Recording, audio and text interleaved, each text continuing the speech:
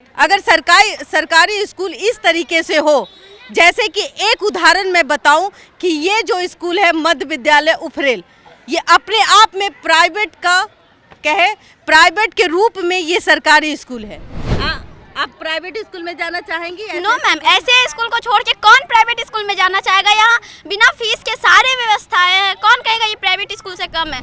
सहेली का वो क्लास है जो मुझे बच्चे दिखाएंगे और वो बच्चियां दौड़ के जाती है, कितनी उत्सुकता है उस बच्ची में। गाना बता करके बच्चों को प्रोत्साहित करो ताकि वो बच्चे शर्मिंदगी का शिकार ना हो। क्या हो? मम्मी पापा से यही निवेदन, हाथ धोकर खाए भोजन, किए हाथ धुले धुले, उनके चेहरे खिले खिले, हाथ धो हाथ धो।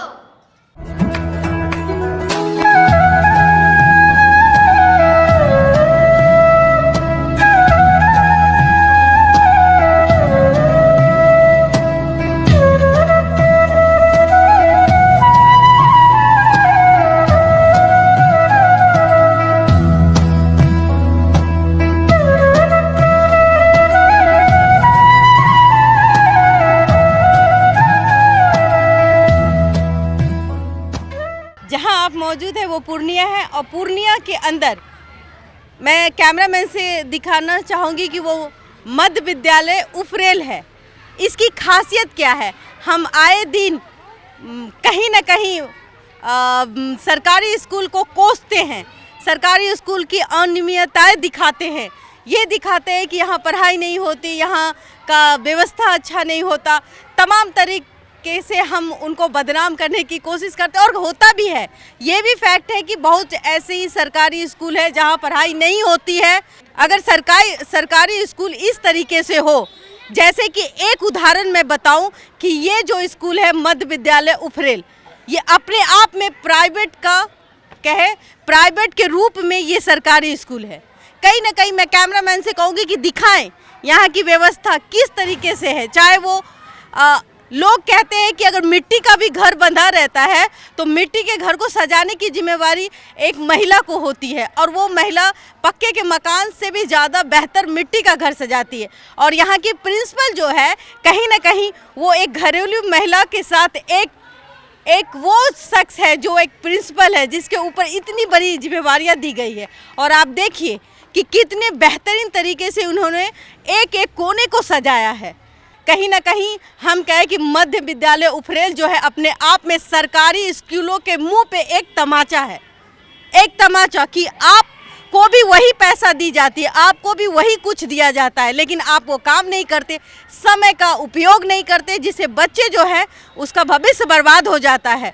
और ऐसे स्कूल को कहीं ना कहीं आईना दिखाने का काम ये उफरेल मध्य विद्यालय करती है। बच्चों से पूछते हैं, इनकी ड्रेसेस देखें कि कॉमन ड्रेस यूनिफॉर्म तरीके से पहना जाता है। जितने भी बच्चे देख रहे हैं सबके पास यूनिफॉर्म है, सबके पास कहीं ना कहीं कुछ ना कुछ, बिना यूनिफॉर्म के कुछ नहीं आते। तो कहीं ना कहीं सरकार के पैसे का सदुपयोग इस स्कूल में किया जाता है। मैं बच्चों से पूछूंगी, कौन से क्लास में हो बेटा?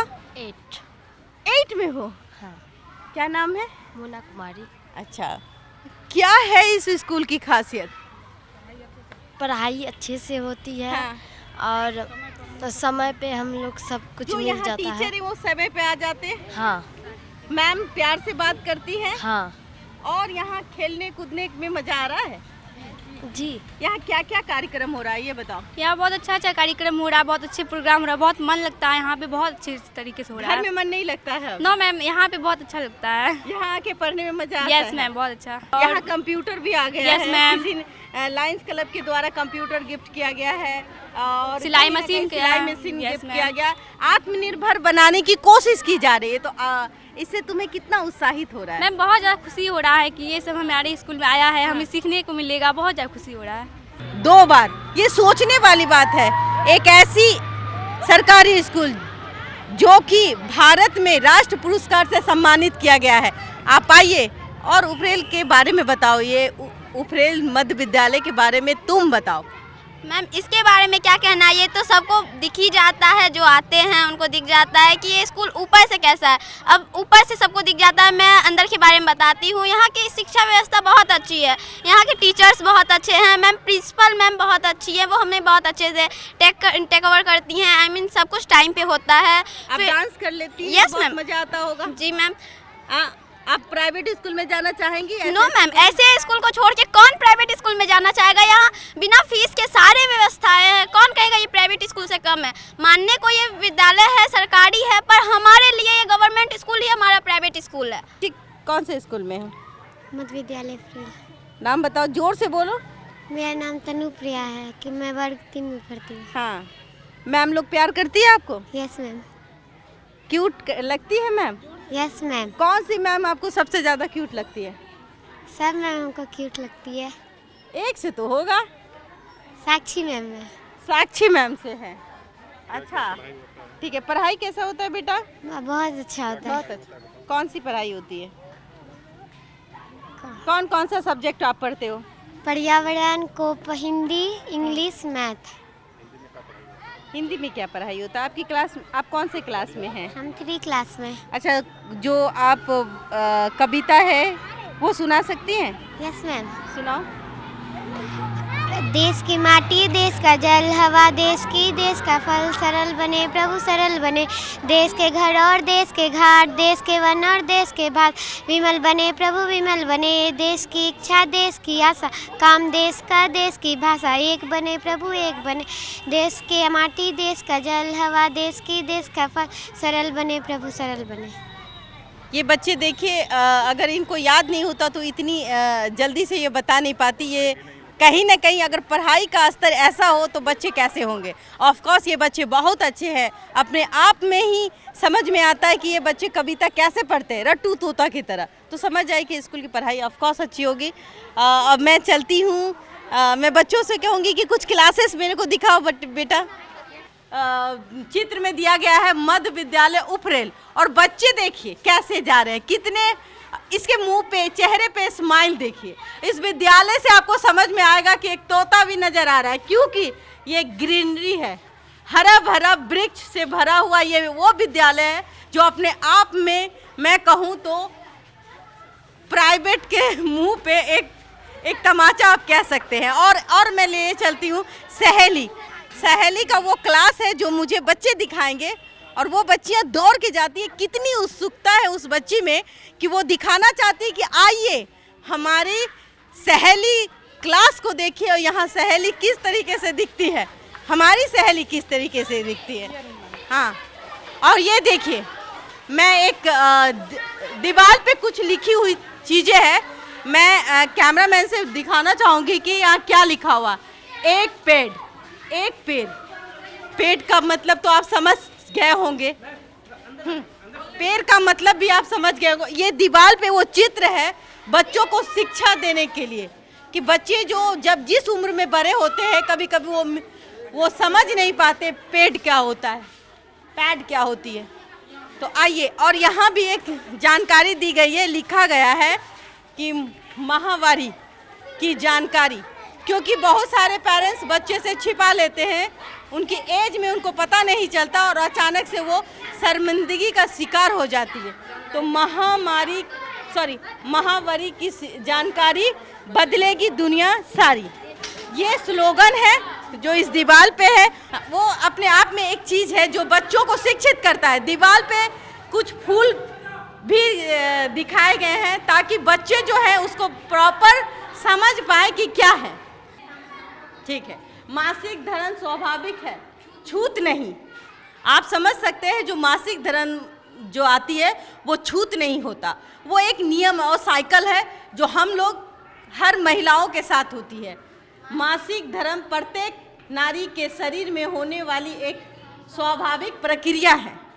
तो ये वो प्रक्रिया है जो छोटी बच्ची जब वो 13 साल से 14 साल की होती है तो हर बच्चियों के साथ वो सीन आता है और हम हर बच्चियों के साथ देखने को मिलता है। यह नारी के भीतर गर्भ धारण करने की क्षमता का प्रतीक है। कहीं ना कहीं इसी के माध्यम से हम गर्भ धारण कर सकते हैं। कुछ चीज़ें, तमाम तरह की चीज़ें हैं जिसमें कुछ लक्षणें भी हैं। बच्चे चिड़चिड़े क्यों हो जाते हैं? सिर में दर्द, चिड़चिड़ापन, पेट या पीठ में दर्द होना, ज़्यादा या कम रक्त चले जाना, हम नहीं इसको ज़्यादा बोलेंगे क्योंकि कुछ चीज़ें इसमें दी गई है, तो मैं कैमरामैन से कहूँगी कि वो दिखाएं और बच्चे समझ जाते हैं। यहाँ भी वही जानकारी है, ये कुदरत का उपहार है। कहीं ना कहीं माँ बनने के लिए इस साइकिल से हमें गुजरना पड़ता है। ये एक कुदरत का सबसे बड़ा उपहार है जो पीढ़ियाँ दर पीढ़ियाँ जो बदलती है, पीढ़ियाँ जो हमारे नए जनरेशन आते हैं, इन्हीं के माध्यम से आते हैं। और बताइए ये क्या है? ये बेटा ये क्या है? मानसिक धर्म के दौरान हमें क्या खाना चाहिए क्या नहीं, उनके बारे में बताएं। मैं बच्चों से पूछती हूँ क्योंकि ये बच्चियाँ 8 क्लास में है और इतना समझदार है। और आ जाओ बेटा, बताओ हमें भी, हम भी जाने क्या है ये क्या लिखा हुआ? वो केला, बिस्किट, ब्रोकली, अदरक वाली चाय, ये क्रोमोइड, उसके बाद ये सब जो है मानसिक धर्म के दौरान खाना चाहिए। फिर मानसिक धर्म के दौरान नहीं ना खाए। क्या नहीं खाए बेटा? वो तला भुना उत्पाद, ये चॉकलेट, ये केक, ये फास्ट फूड, कोल्ड ड्रिंक, मांस, मछली। बच्चों को ये सबसे बड़ी शिक्षा देने का काम ये उफरेल का मध्य विद्यालय ने किया है।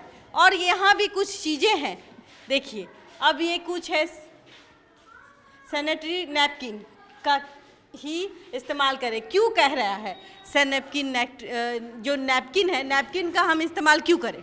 जी मैम, वो हमें बताया जाता है सैनिटरी नैपकिन का इस्तेमाल इसलिए करने क्योंकि वो उस दौरान हम तो एक सेंसलेस हो जाते हैं, हमारे पीठ कमर में दर्द रहता है, तो उस कपड़े से इन्फेक्शन हो सकता है। गंदा कपड़ा यूज़ करने से हमें इन्फेक्शन होता है। और फिर सैनिटरी नैपकिन सारे तरह से स्वच्छ है, बहुत अच्छा है। तो सैनिटरी नैपकिन आपके जीवन में हो रही रुकावट को दूर करता है और वो कहीं ना कहीं जो हाइजीन युक्त होता है। तो इसी वजह से सैनिटरी नैपकिन यूज किया जाता है। और क्या किया जाता है? कपड़े का इस्तेमाल क्यों नहीं करना चाहिए? कपड़ा हमारे लाइफ के लिए हानिकारक हो सकता है, ये यूज़ नहीं करना चाहिए। सैनिटरी नैपकिन हर तरह से स्वच्छ है। हाँ, स्वच्छ है। आप लोग भी जानते हैं इस बात को? हाँ, सब जानते हैं।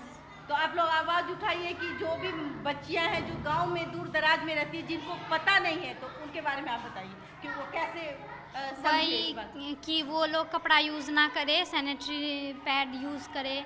और मतलब कि कपड़ा से बहुत सारा इन्फेक्शन होता है। अगर उसमें कहीं पे कोई रख दिया, अगर उसमें कोई जीव चीटी उटी कुछ चले गया तो वो हम लोग के लिए हानिकारक हो जाएगा, इसलिए पैड का यूज़ करना चाहिए। तो कुछ चीज़ें हैं, देखिए कहाँ इस्तेमाल करना चाहिए। सैनिटरी नैपकिन का किस तरीके से इस्तेमाल करना चाहिए, कहाँ उसको किस जगह उसको डालना चाहिए। तो यहाँ लिखा हुआ है, इस्तेमाल के बाद सैनिटरी नैपकिन को किसी कागज़ में लपेटकर कूड़ेदान में ही फेंके।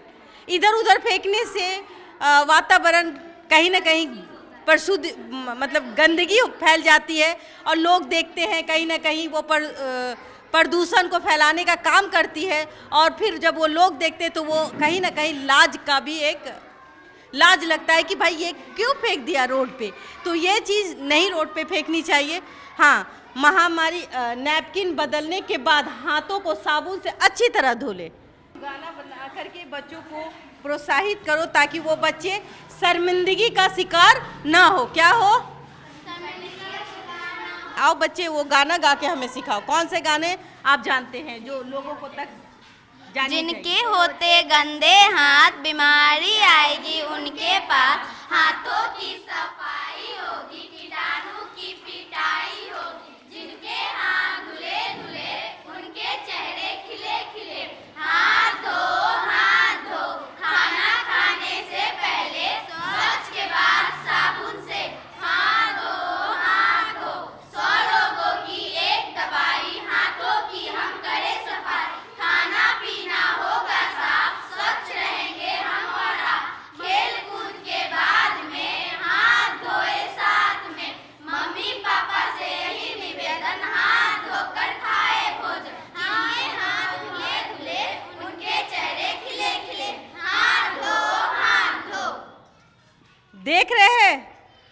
आश्चर्य वाली बात है ना, ये प्राइवेट स्कूल में भी हमने नहीं देखा। और ये बच्चों को जागरूक करने का इससे बेहतर तरीका क्या हो सकता है, जो गाने के माध्यम से इतना अच्छा बोल गई कि मैं इतना बेकार ही बोल रही थी। थैंक यू सो मच बच्चे, आप आने वाले समय में अपने आप में कोई ना कोई मुकाम हासिल करोगे। आई होप, मैं प्रे करती हूँ कि आप लोग क्या बनना चाहती हैं? CID CID. ओहो, ये सीआईडी बनेगी। अच्छा हाँ बेटा, तुम? IPS officer, IPS officer. बच्चे तुम? Scientist, scientist. तुम क्या बनना चाहोगे? डॉक्टर, तुम? Ma'am police.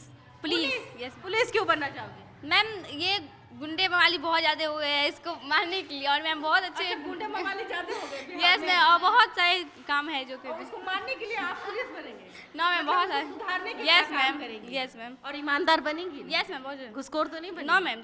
यहाँ डॉक्टर की संख्या ज़्यादा है। आने वाले समय में किसी को कहीं जाने की जरूरत नहीं, हर घर डॉक्टर, हर एक घर के बाद doctor.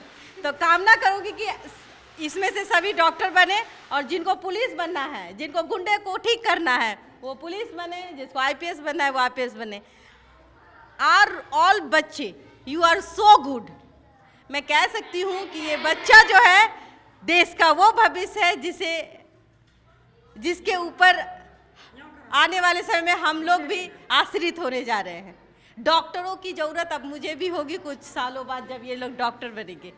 Thank you so much. सिर्फ खबर दिखाना देशवा न्यूज का मकसद नहीं, देशवा न्यूज की कोशिश है कि समाज की सूरत बदलनी चाहिए। देशवा न्यूज पर वीडियो देखने के लिए लाइक करें, सब्सक्राइब करें, साथ ही बेल आइकन दबाना न भूलें।